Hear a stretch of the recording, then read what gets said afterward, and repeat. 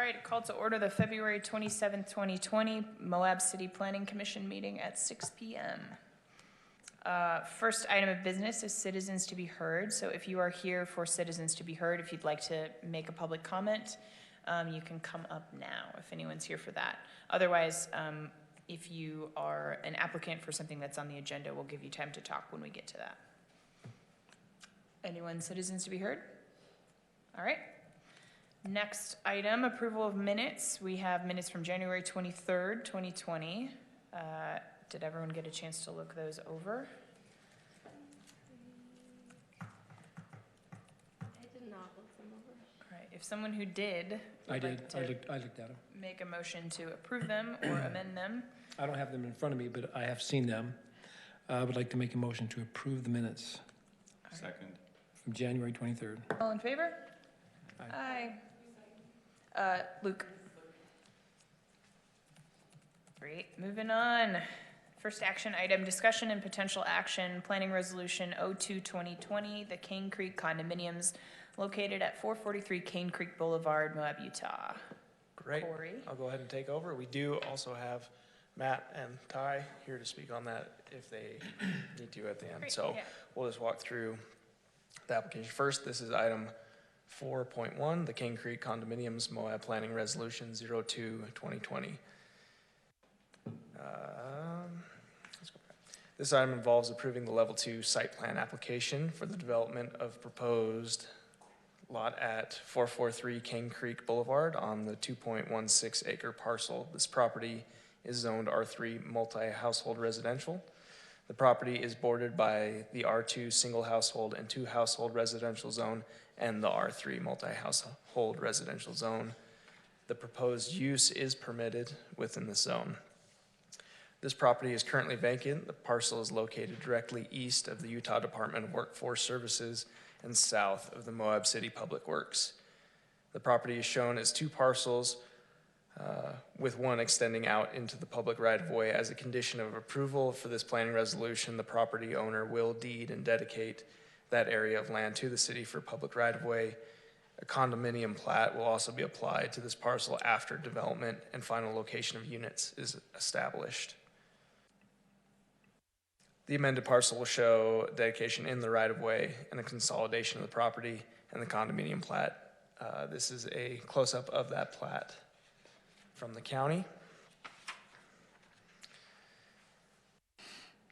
This development will include 47 individual units and have 28,205 square feet of finished floor area with 37,355 square feet of developed area. The development will have vehicle access off of Cane Creek Boulevard and Mountain View Drive with 71 parking spaces, including 2 ADA passenger and 1 ADA van spaces. The proposed scheme has 2 buildings with a footprint area of 16,560 square feet and 460 square feet of shared open space per unit.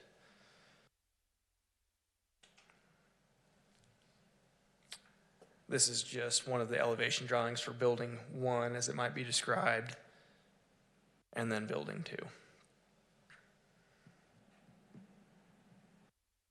This is the floor plan for building 2, just to give you a concept of the circulation and flow of those units and the size configurations with the different unit types that they have.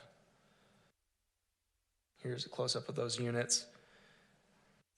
The 47 units vary between 500 square feet and 735 square feet with 6 different layouts that include an efficiency studio, a 1-bedroom, and 2-bedroom floor plans.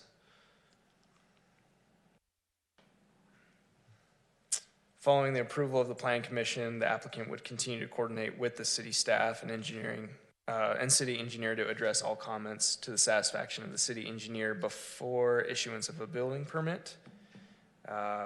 The additional civil plans were submitted to the council and are available that have those specific civil engineering schematics relative to some of those conditions.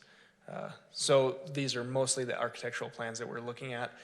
The details are shown in those additional plans. So at this point, I can yield the time to the applicant if the commission pleases, or we can discuss further. Does anyone have any questions about anything we've seen? Otherwise, we can have the applicant. I have one question. So we have a 3-story and a 2-story, is that correct? Correct. Applicant, if you want to go ahead and come up, you might be able to answer these too. That'd be great. And it's an R2, R3, R3. R3. Correct. And the square footage that we're considering, if you do the math and you divide the units into the square footage, it comes up to, he has more than 2,000 square feet per unit. Correct. I've seen that, okay? Correct. With the open space, yes. That includes the open space. Does that include street and parking, or does that just include, It does. it includes the It's the entire total acreage? area, right, Okay. the density Right. area formula, correct. Okay. I believe it, I don't have it right in front of me, but I believe it was around 2.16. 2.16. And the parking is like 1.5 parkings per unit? Right. That's good. That's Yep. great. So that they meet the code and exceed code requirements in all cases. Yeah. Corey, would you go back to the parking schematic? Yeah. If you wouldn't mind, thank you.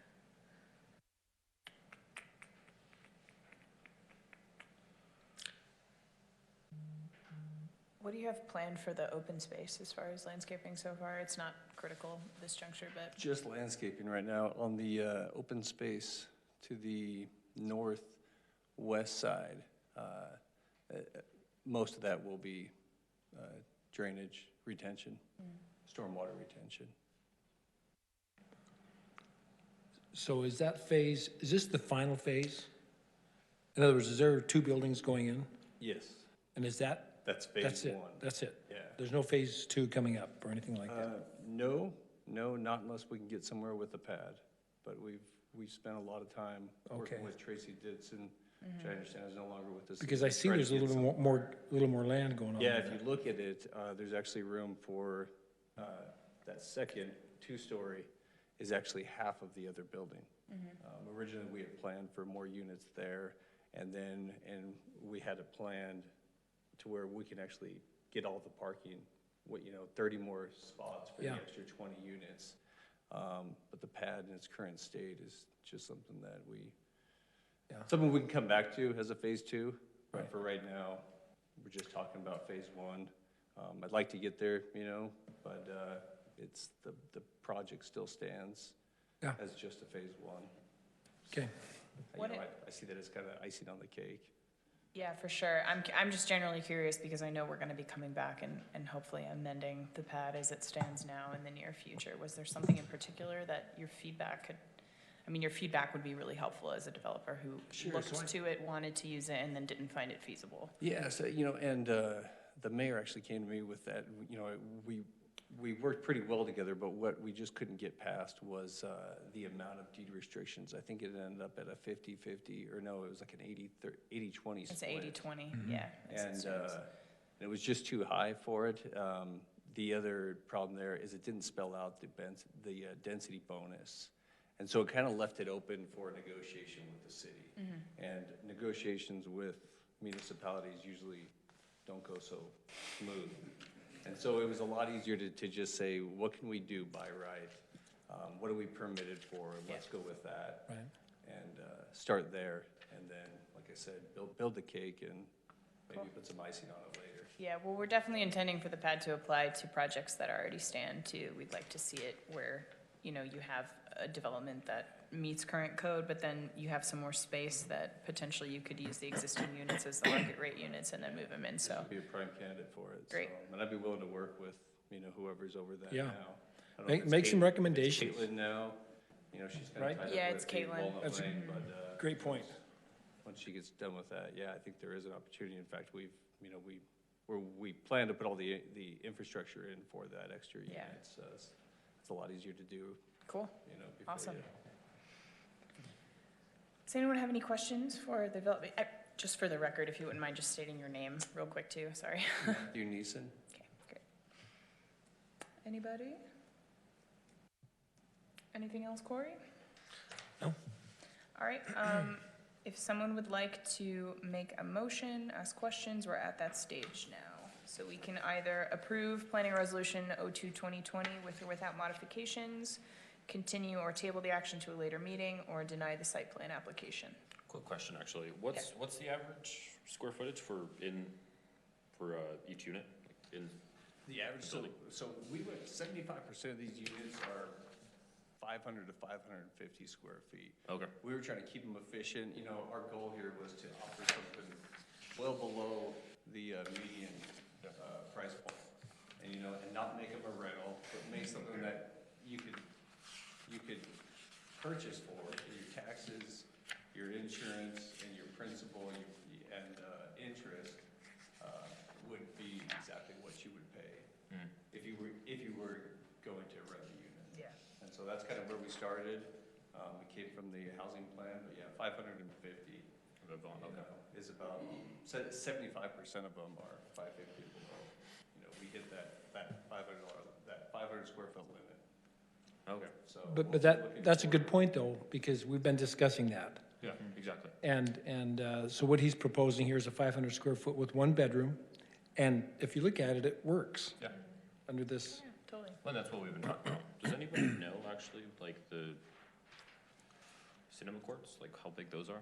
Just for a frame of reference. You know, I don't know, but my guess is they're close to that, probably 600 or 700, I think they have Like said. 3 bedrooms, and I think those Yeah. are. Yeah, those big. vary. probably. So, I mean, this is great that someone can buy one of the condos, rent it out long-term to someone in the interim, and then if they want to retire here, have it for themselves at the end of the day, yeah, so. yeah. I mean, our goal was Moab is your backyard, you know? You really don't need a big place to Yep. crash. Totally. There's such a need for this size and price range. I think in our community, it's really great to see. So, all right. Yeah, so those are the options. If someone wants to make a motion, there's a motion for approval that's in the summary, which is the first link on our agenda. I'll make the motion to approve it. To approve, To approve the, here, oh, do you have it? Yeah, I have this, okay? So should I just go ahead and read it? sure. Okay. I'd like to make the motion to approve. I move to adopt Planning Commission Resolution number 02-2020, approving the level number 2 site plan for the Cane Creek condominiums with the following conditions.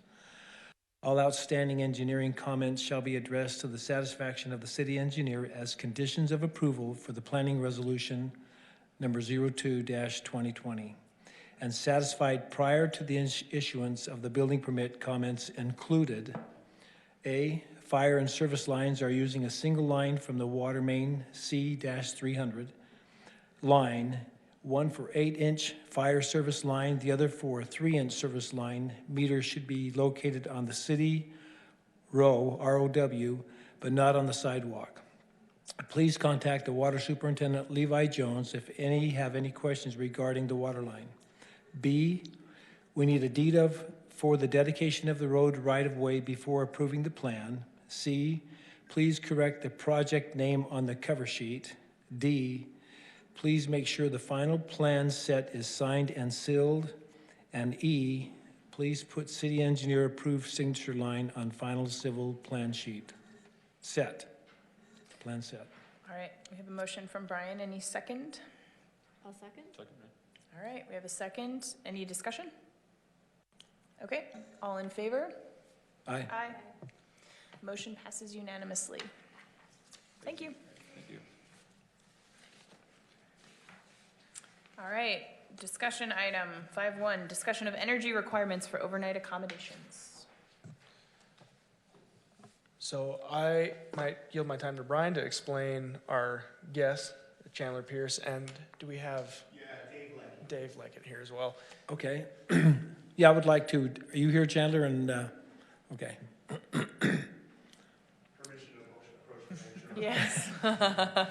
Yeah, so I came in contact with Chandler and his helper. What's your name again? I'm Dave. Dave? Yeah, if you both introduce yourself into the microphone, that'd be great. I'm Chandler Pierce, the Vice President of New Star Solar. I'm Dave Leckie, and I'm Director of Operations, so I do everything that's not sales. Great, Right. welcome. Yeah, so I just approached them. He happened to do, I think, Dave Sackerson's solar system, didn't you, the mayor? Or was that? No, we didn't do Dave. You did his, okay. But anyway, he comes well versed in the solar systems.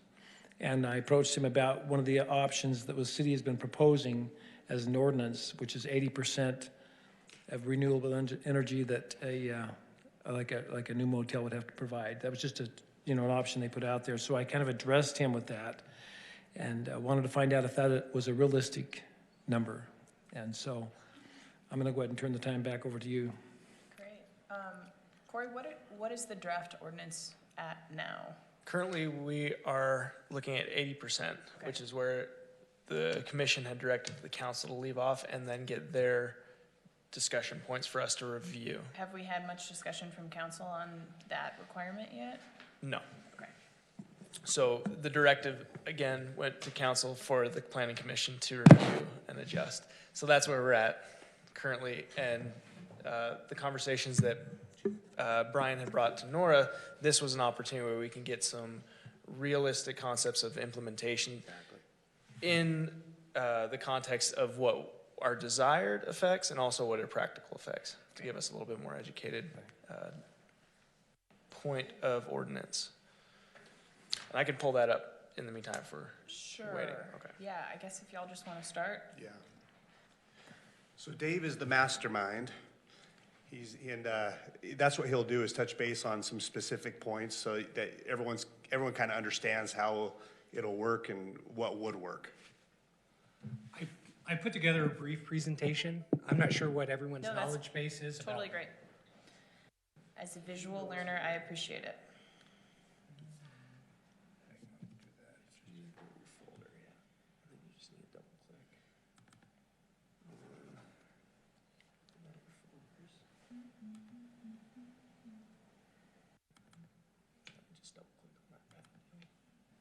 Once it loads, it'll go solid.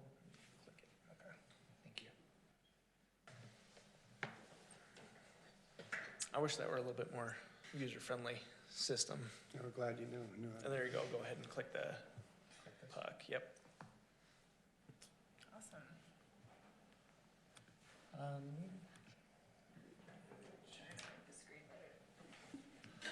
This is a house we did in Alpine. I just put it on the cover sheet.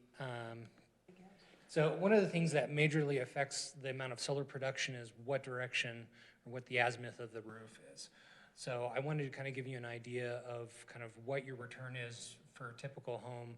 This is over a year what you could expect on your production. Moab is a great production, and the general rule of thumb is, as you look there, is what is our return per kilowatt? And you can see if you face north, this is on a 412 pitch roof. Pitch does affect the production, but pretty much once you get above 20 degrees, up to 45 degrees, it doesn't make a huge difference. But as you can see, that's kind of more of an FYI, and I can share this with you. Some of the biggest obstructions that we have when it comes to putting solar on homes or commercial properties are gables or ultimately roof design. Fire code requirements have certain offset that we have to maintain, so that limits the amount of space that we have available to us. However, we have worked with some jurisdictions that have waived those requirements based on the local fire marshal, if he'll sign off on it. So depending on how much space you want to deem necessary. Vent pipes and different things like that. There is a new building code that allows us to go over non-critical vent pipes, like if just for plumbing, we can go over those as long as we maintain a 2-inch clearance above those. But that's more with that. I wanted to kind of give you an idea of what we could do on hotels that you currently have built. So this is the Gateway Inn. This one has a radiance, or kind of the closer to white, the brighter the color, the better production. So as you can see here, we have a southwest and then southeast facing.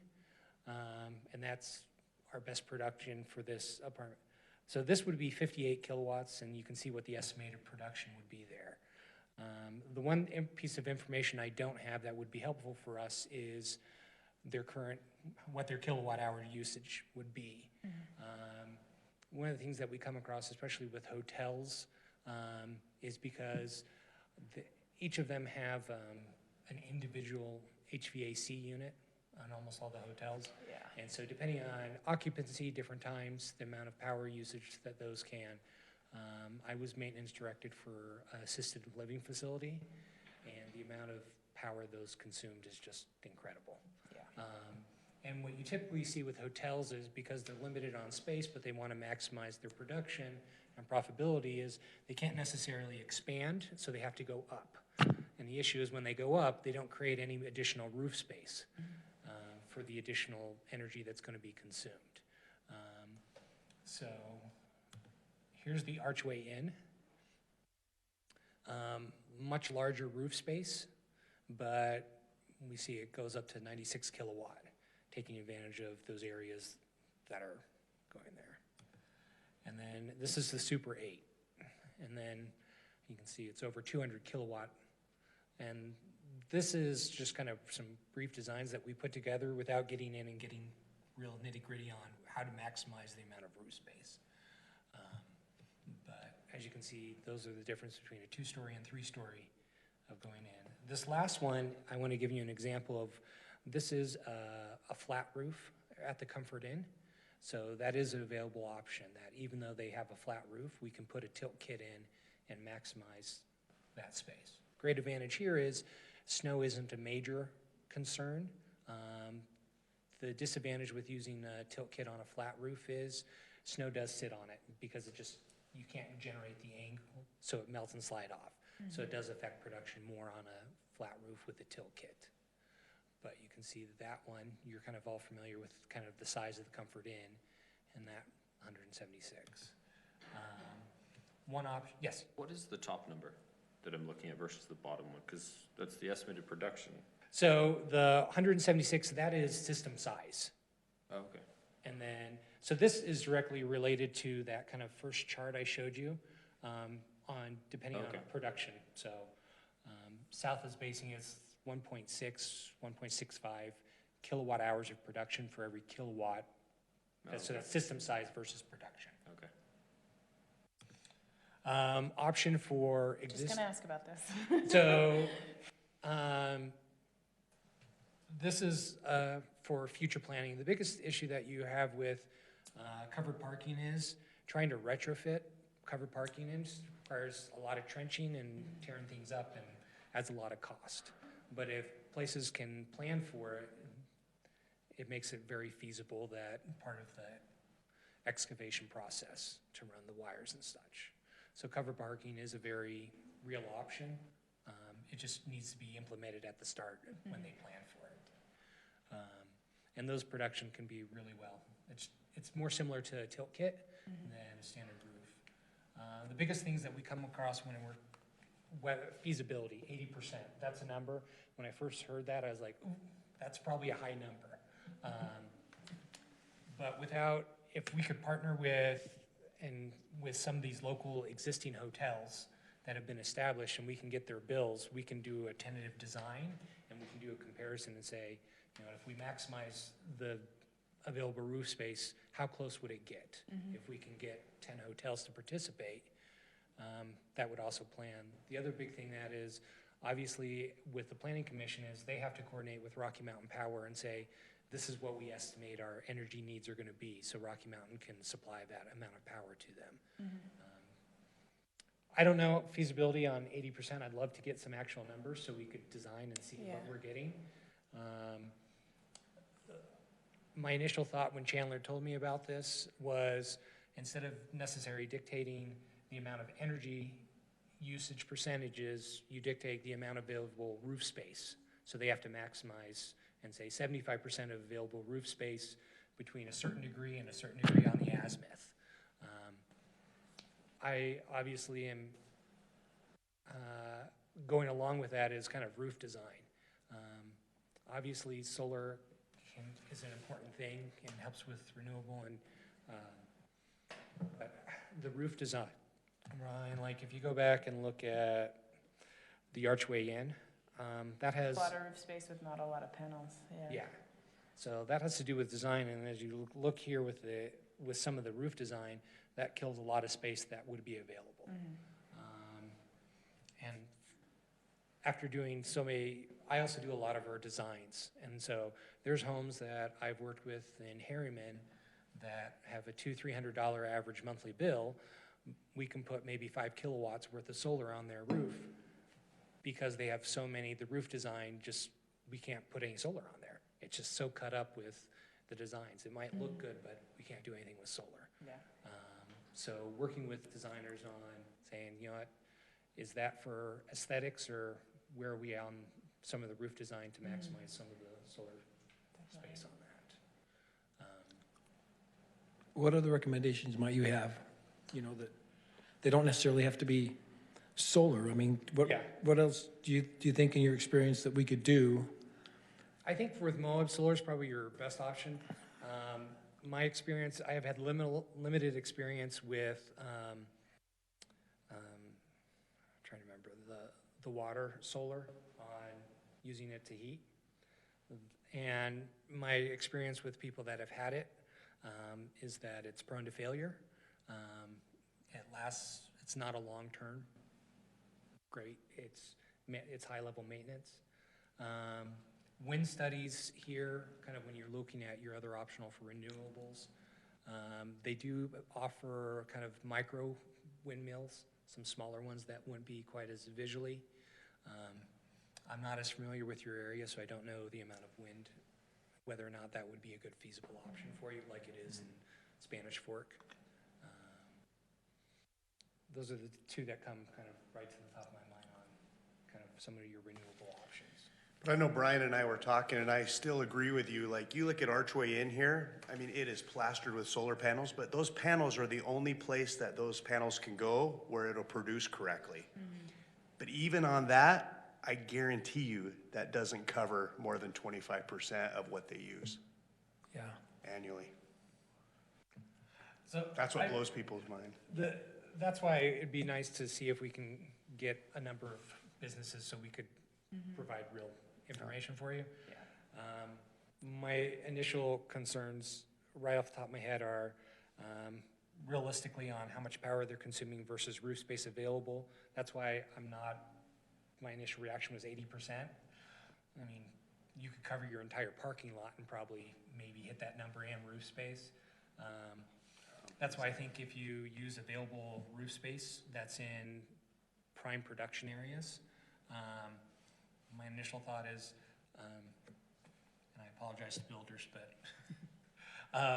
obviously they're going to do what's in the best interest for them and different things like that. And that's why if you look at this chart, where you look at solar production, generally when I design a system, I go from east to west. Anything that's more east-northeast, I don't put anything on because the return on the investment isn't there.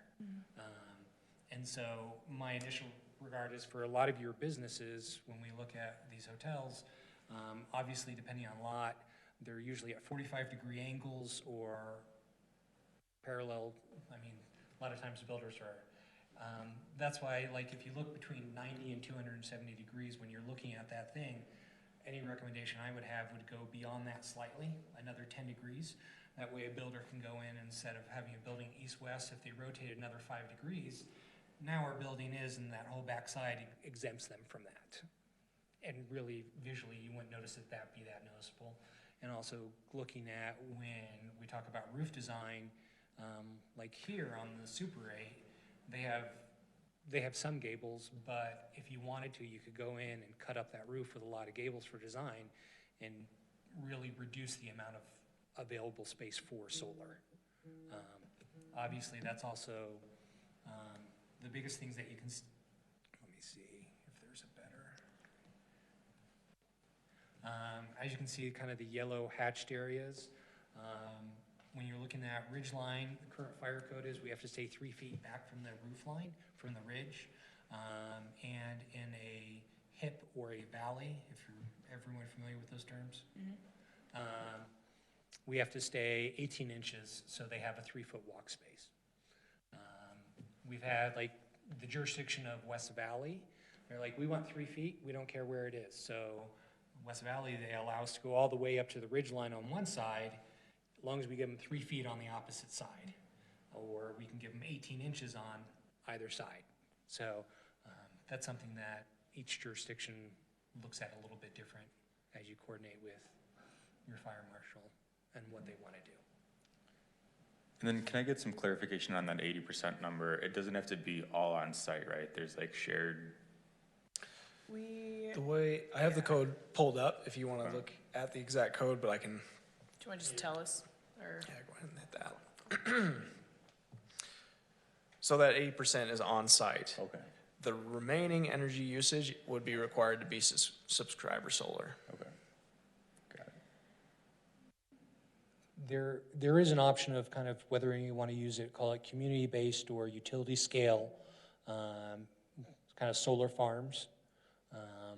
Those are, we can either do fixed tilt, which is kind of, it's a ground mount. Also on the ground mount, they offer a single axis tilt, which basically is we design it and then it just rotates on a single axis to maximize production depending on where the sun is. And those are automated on that. So if that is an option, if we can get the space that a hotel or something could subscribe into, and we'd have to work with Rocky Mountain to coordinate on something of that size. It's very useful, thank you. It's very useful, and Really helpful. it's a little bit complicated. Yeah. I mean, it's not as easy as you would think. You know, you just can't jump up on a roof and just throw it on. If it's running the wrong direction, then you may not get anything. Yeah. So it's, Even here. How do solar farms work in terms of storage? Like, how far away can you set up a solar farm? Or like a community-based Yeah. sort of. Obviously, pardon? Obviously, closer the better. I know that sometimes it is transmission is in effect, and that's where is for something like that, community-based, that requires a lot of work with Rocky Mountain Power and trying to coordinate, you know, where's the available space, where can we tie into, is the current infrastructure, what are our costs that we need to tie into? But Really just a matter, yeah. yeah, that's kind of more coordinating. I know that you look at some of Rocky Mountain's current ones, and they're not necessarily right next to high density, or even they're kind of in rural areas where they have kind of where land is cheaper Yeah. and they can build out the infrastructure as necessary. But transmission is a huge issue, and transmission lines and transmission methods can be a big problem depending on where they're going. so the information we don't have is we don't know how much say a motel that has 100 rooms, we really don't know what the power bill is. So No, we did an estimate for, and I apologize, I was trying to find it, but about 3 years ago, we did a proposal for like an extended stay up in West Valley. And they needed somewhere along the lines of 400 kilowatts. It was a 4-story building, probably comparable in size to the Moab Gateway, but it was 4 stories. Cool. A little bit larger than that, but they required almost 400 kilowatt. I was trying to find the exact numbers, but it's been a while since I've worked on it. I couldn't remember. But Brian's right, yeah, that's why all you really have control over is what roof space can be used. What offset that is, it's anybody's guess. Yeah. But I agree with Corey and everybody is, especially with short-term rentals of all kind, I mean, and John Early and I were having that talk this morning is, yeah, people use these short-term rentals, and they just crank up the AC, crank up everything. Yeah, They're not energy conscious like they would be in their own homes. exactly. And So I think something's that's, definitely gotta be yeah, I done. think that's why the community at large is pretty concerned about energy usage when it comes to new overnight accommodations. And it seems like it's, at least as we're looking at it now, it's definitely trying to fit a square peg in a round hole where we're never gonna be able to make up the usage of the average hotel that's out there right now, where it needs to be a combination of energy efficiency as well as renewable energy provided on site.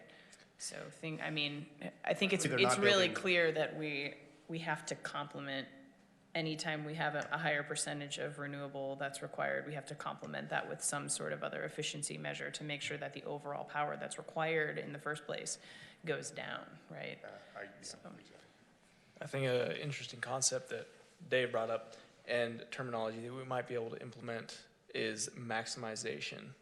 So as the developer may be coming in with a particular design, they would be required to maximize the space that is available.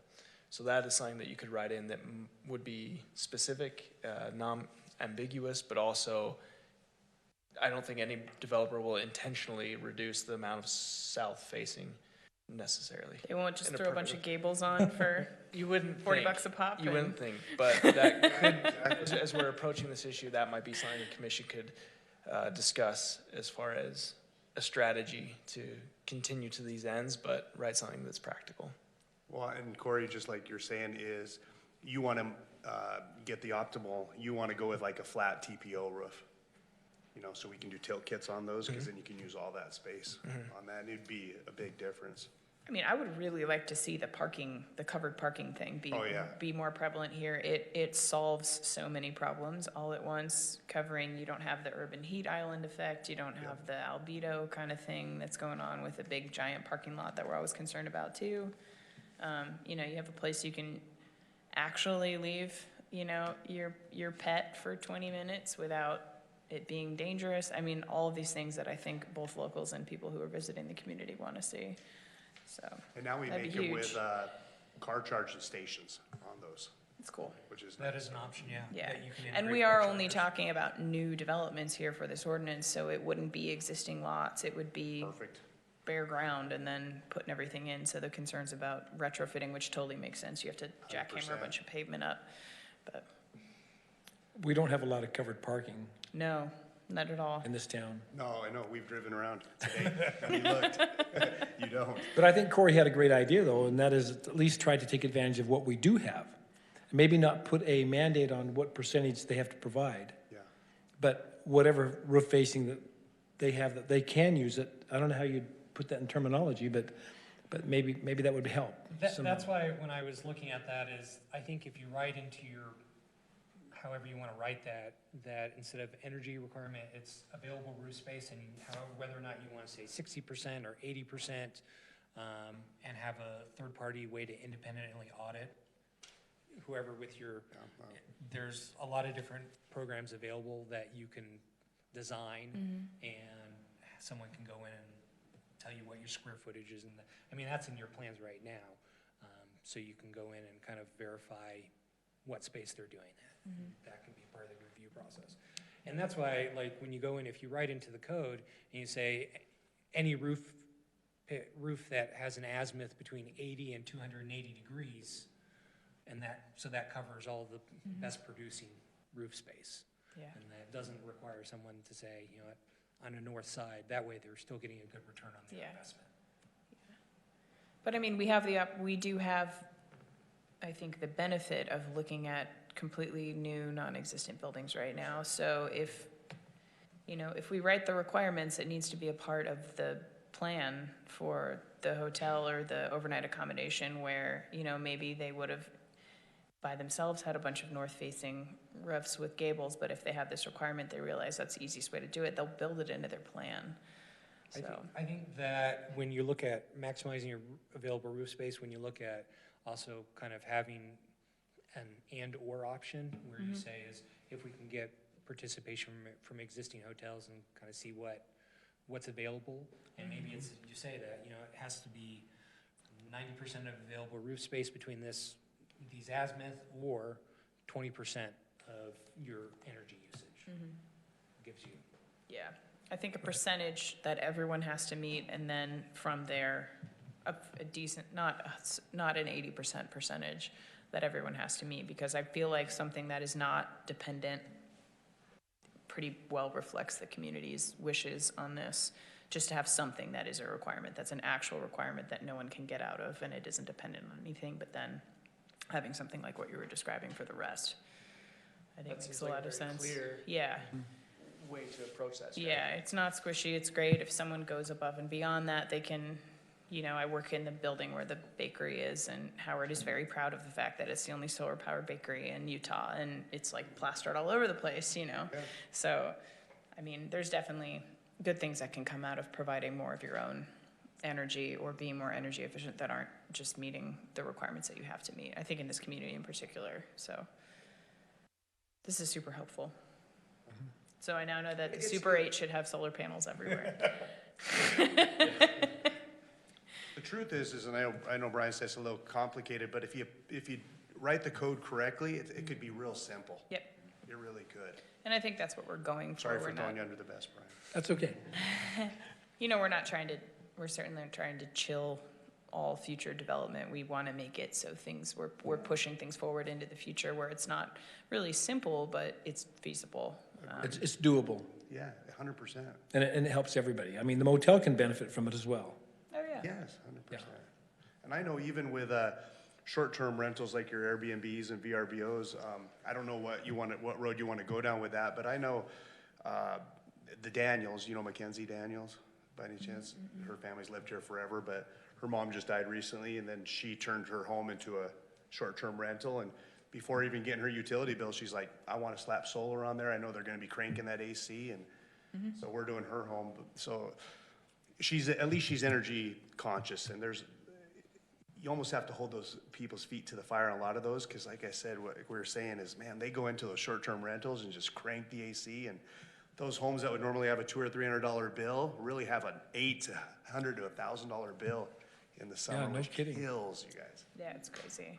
If we could address that, Well, that's the thing. I would like us to address that. I mean, there are things that we could write into code that would lower not only the energy usage or the power bill, but lower the power itself would be really great. yeah. There is an option available also on the kind of condo residential side that we can integrate into, we're working with like condos. There's a new condo development in Harriman called Soleil. They've integrated solar and battery backup into the condos and townhomes. That's cool. So it's kind of the next step. So. Tankless water heaters. Thank you for coming, you guys. Oh, yeah, thanks, guys. Yeah, thank you. That was really, really useful. I'm Luke sure. Luke hasn't said much. Can he say something? I'm just kidding. No, you guys are awesome. Put Thank him you. on the spot. I don't know much about solar companies, but like, how comparable is New Star to like Tesla? Like what's the efficiency? Like, how does that work? When you're looking at kind of power, the panels, Yeah. general rule of thumb right now, kind of any of the tier 1 panels range Yeah. between 18 to about 20% efficiency. When you get up above the most efficient panel that you can get out there right now is about a 41%. But it also costs you 4 times as much as a normal panel. We end up, I mean, obviously depending on the builders, right now, year over year, the panel efficiency, when you kind of look at kind of what a standard panel, you're looking about, it's going up between 5 and 10 watts for the same size. So when I got started 4 years ago, our panels that our stock model panel was about a 285 watt panel. And right now our stock is about a 305, 310 watt panel. So you are seeing increased efficiency, but it's not like computers and your cell phone that 3 months later and you're like, oh, should have just waited. But we also, there's black on black panels, and there's black on white, kind of more commercial grade panels. So there's a lot of different panels options available to go along with the aesthetics. And sometimes people are like, I don't care what it looks like, just put it up there. And sometimes people are like, no, I want it to be black on black, so it looks like one big sheet. So we have a lot of different things that are available. But that brings up a good point, though. So, what type of things have they been doing recently? Like the roof is one of them, and the parking cover is another one. But they really don't have to look bad. I mean, if they put it on a pole and they put it out someplace and they have 8, 10 panels here and another 8 and 10 over there, and they're not blocking anything in particular. Do you know what I mean? I mean, is that feasible? Yes. When you're looking at to kind of a single mount, a single pole ground array, that is an option. And it all comes down to, can they plan what's available for them to trench it in and make that work? So they do make a single pole array that also has the tracker on it, a single axis, so it will rotate. And you can park under it? I mean, right? You can still use the property. A lot of the single pole ones, no, because of the size of it, because of the weight load and wind shear on those aren't necessarily designed to be parked under. When you're looking at these kinds of arrays, if you look at and from my view, the top left one, you can see that that is a midpoint, that all the weight is being held by multiple supports in the middle of the array. They do make ones that are if you look at the smaller array in the bottom picture, like that is on one end. So it's kind of a counterbalance one that the poles are at one end of the parking lot, and so it's more like this design rather than in the middle. Yeah. So when you're looking at more parking options, these are more what you're looking for is there's a multitude of different options of, there's ones that go in between cars, and it's like if you build covered parking, we can put solar on it. That's bottom line. So I think we've all seen condos or townhomes that have covered parking, and you end up with about this much room to open your car door because there's a support strut right there. We can do that. We can design. We can put solar on those. Good sell. But you name any kind of covered parking, we can put solar on it. It's just a matter of getting the wires back to the main property. But I would like to take one of the motels that you've done a outlay on and find out what their power is. We can do that. I think that maybe, on this side, we can do the investigation on finding out what the power usage is. And if you can tell us. Sorry, I can give you a basic example. I'm John. Oh, do you want to run up real quick? Just, we have to, public meeting. So I'm John Early. I'm a consultant, project manager with New Start. I live here in Moab. So just an example, it's hard to say with a large scale. Thanks, Chandler. But for like 10, 20, 40 room hotels that are a little older, maybe 20-year-old building, for example, not as efficient as today's standards.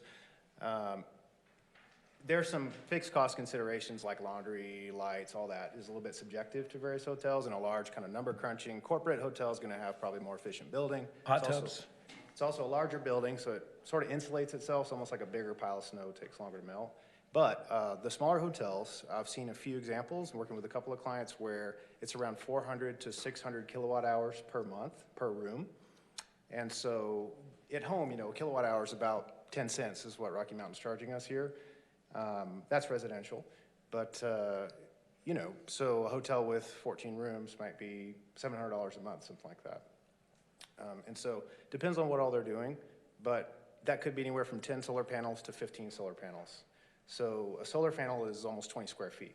So that's just something to think about in terms of roof space, how reasonable it is. And there's a ton of other factors. And, you have to talk to a builder to see, how reasonable is it to have to put a ground mount somewhere, because they're going to need extra property to do that, things like that. But the great thing is these designs can be done relatively quickly. So if we can get a hotel, someone to partner with, and we can get their yearly bill, we can go through. Yeah, because the yearly, then you can divide it by 12 or whatever you want to do with it. If I just have their total, I can design systems, and then I can maximize the good roof space, and we can see what the production is and do the math and see how close we are to maximizing that space. And then we can break it down, how many rooms does that have, and go from there. I think we need that. Yeah, I think it would be great information to have. Oh, we need that, yeah. just a call from existing. And then if you can, and if you don't mind following up with that, this is a great example. And this is number 8, or Super 8. So I just picked 4 hotels that were easy to kind of design relatively quickly. But, and these all happen to be kind of mid to large size hotels, which I think is probably going to be more than likely what the new construction is going to be. True, but this is a 3-story. Yeah. So that matters and- too. I mean, a 2-story, Well, and that's why I think if we look back and if we can say what their energy cost is, we can figure out how many rooms they have and kind of do the breakdown. And if we can average, I'd like to try and, if we can get 10 hotels to participate That'd be of great. different ages, and we can kind of come up with an average. Yep. And then we can say, based off of the information we have, a 20% number is feasible, or a 25, and that gives us more information. If we can have the power bills within a week, I can have designs back for you and do the numbers. great. So, I think we should work on that. I mean, there's like 3 hotel owners you could get all that information from who have a variety of properties too. That'd be an easy way to start. Talk to Amy Right. Weiser, talk to those folks. Good. Yeah, that's cool. I especially like, moving forward with the idea that, angle, just so that, much That's more important crazy. than 80%. Just focusing on that, Sure. I mean, that way you can get something. yeah. Something's better than nothing. And if they face that motel east and west, you have more likely to get a southern exposure. But if they run it north and south, so this is a great, like, on the Super 8, because it has kind of all has a All the east-west facing, it has a south facing, and it has a southeast facing. So when we design it, is obviously, I'm jumping back and forth. You can see how, whether or not what that happens. So one thing it's not a huge difference, but on a big hotel, obviously east facing produces more because panels are more efficient when they're cooler. So if we have an east-west facing, we're gonna default and put panels on the east side, just because they're gonna produce better. But you can see over a course of a year, that's almost 2,000 kilowatt hours of production difference that you're looking at. So, I would submit, when I learned a lot about solar was in Austin when I was in school, and the municipality, which had a lot of influence over the electric utility, they had a rebate, and it was beyond the federal, state income tax credits, another incentive. It made solar really affordable in Austin, and they were really smart because they tied it into this. This is well known. So if you were at 180 degrees or within 510 degrees, you'd get a better rebate from the city, and so that somebody couldn't just put it in an ineffective direction just because their solar would be half price. Because the ineffective direction might only be 15% or 20% as effective, but they're getting half price, so they would just put it any which way. And Austin was sort of wise to that. So it's just an idea for incentivizing businesses, residences. yeah, you're looking from south to east-west facing, you're looking about a 15 to 18% production drop as you get further away from south. right.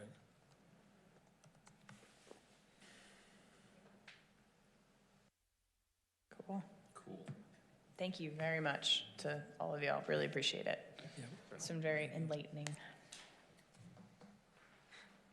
So we're gonna follow up with this. Yep. With these Yeah. guys. Corey, are you gonna? We will. So it Okay. sounds like the direction from the commission is to follow up and try to gather the data that we would have as far as usage, and maybe break that down to monthly and then annual, and of course, the way. The average out of several of them. Right, and, okay. obviously, the power is gonna be significantly different, during certain months than others, but One thing that's helpful for us at least is if we can actually get 12 months worth of bills.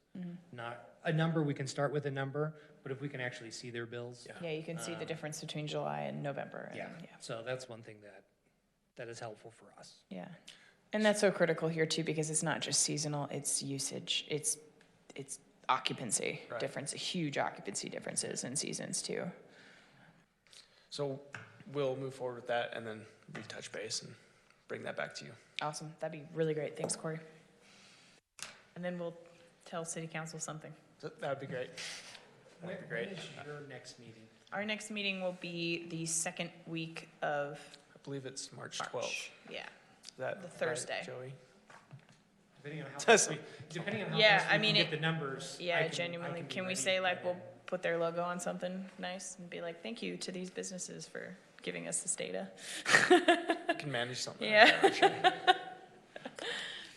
Thank you. Thank you. Thank you so Thank much. you. Yep.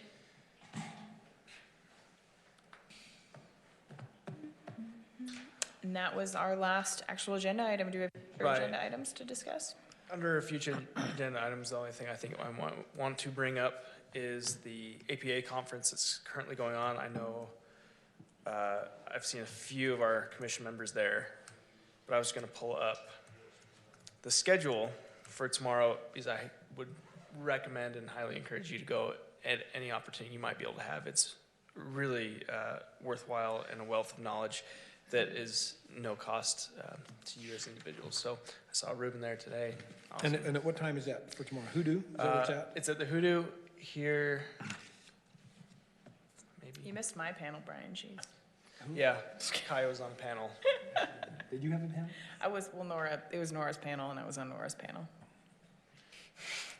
So the Text me. green, or it kind of looks yellow in the slide, is the citizen planner track, starting at 9:30, and then a second at 10:40. So if you are able to meet, it's only a half day tomorrow. The UDOT Main Streets one I was particularly interested in with what we're doing right now. Oh, really? Okay. And the water, why is that at the same time as the water one? Yeah, I'm gonna go to the water one. And that might not be a bad idea for if multiple commission members are going to maybe split up and then be able to report back to each other on those. And I guess, Kaya, whatever you'd like to do moving forward, I wasn't sure if Ruben was wanting to bring up some of the information from today or not. Yeah. But that's up to you. Yeah. Yeah, we can open it up. Did you go to the rail one? Rail one. The No, I did not. passenger rail, I saw your. I just picked it up. The map. No, more specifically, when I was outside, they have a bunch of tables that are set up from like all the different firms, and this was actually one of them that, I mean, I'll hand that to you to look at, but it's Leighton Simpson, one of the firms, but pretty much they took a city and they put it into program. You 3D model the city, and then they give you land use and what you can do, you know, your future project, give you an idea of what you want to move towards, if it's economic, you know, for growth towards that, or if you want like city center, how they can model your city around that and do that. My main concern, and I talked to Corey about it, was because we have an idea of what we're doing, I guess, but it's, oh, here's the zoning map, which is that. It's like, now what do we do with it? Well, I mean, we are looking to make some large changes to our zoning map as far as long-term planning goes too. That's been something we had it in the works, and then the overnight accommodation stuff started and it got kind of sidetracked, but our zoning map is kind of a junk show, and I think us streamlining that has been in the works for a long time, so. Has there been an effort to get something like this going? We, as far as hiring a consultant or, not on that yet, we're just not there. We have the checklist we're going down right now, and that one's, but that's once we're back in a proactive planning stage, I think. Right. So what do you mean, like, what do we need to do for? We have to finish all of the things we have on our plate right now first. Overnight accommodations. Yeah, overnight mainly. accommodations, and then, You don't think that would be like a pretty good step towards that, like getting an idea from somebody else in the works at the same time? Saying so. Yeah, so we have actually talked to some consulting firms and design firms. There's a landmark design plan. Okay. And they explored the idea of doing some rezoning to adapt this idea of community nodes, where we have like more of like little mixed use areas in the neighborhoods that are already existing to create like walkability and little micro economies like through the neighborhoods. So that's one concept that we are looking at. that they have done that. That's the work. downtown master plan. Yeah. Is that what we're referring to? So that's something that within the planning office, we have kind of just sitting on the back burner until we can bring it back up. The first step to this, like, these guys will come in and they'll like give us a best case scenario, but I think the first step that we need to do is just like an actual vision for the community, like an envisioning process. We haven't done that ever.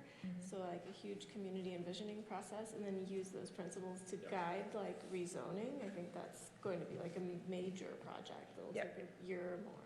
Well, that was a part of it, because that was another one of the rooms, panels that I went to, was they were talking about that idea of like, how do you get your community to come in and say, like, this is what I value, this is what I want, this is what I'm trying to, this is what I hope for in the community.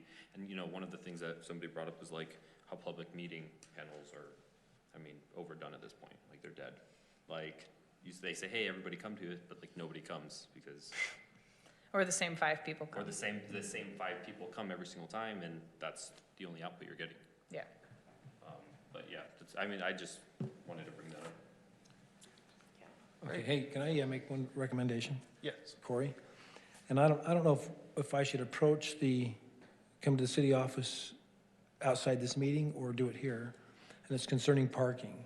So I have an issue with a particular part of the parking that we have in residential. It's really restricting builders, and so I want to address that. So how do we put that on the agenda? Right, I think we'll be able to put it on the agenda and then discuss it in an open forum, whereas now hasn't been a posted action item, so Okay, so I'll just probably come wouldn't in- be, yeah. Okay, good to I'll do that. Follow Okay, up with that now, sounds but good. we can do that. Okay. I agree. Yeah, and maybe we can reduce parking requirements if we have alternative modes of transportation that people actually use. I think you'll like this. That's encouraging. Get it on the agenda. So that is all I have. So Great. I think we're Okay. good to go if you like. Meeting adjourned at 7:01 PM. Thanks, everybody, and thank you, everyone who attended and provided information. That was really, really great. Cool beans.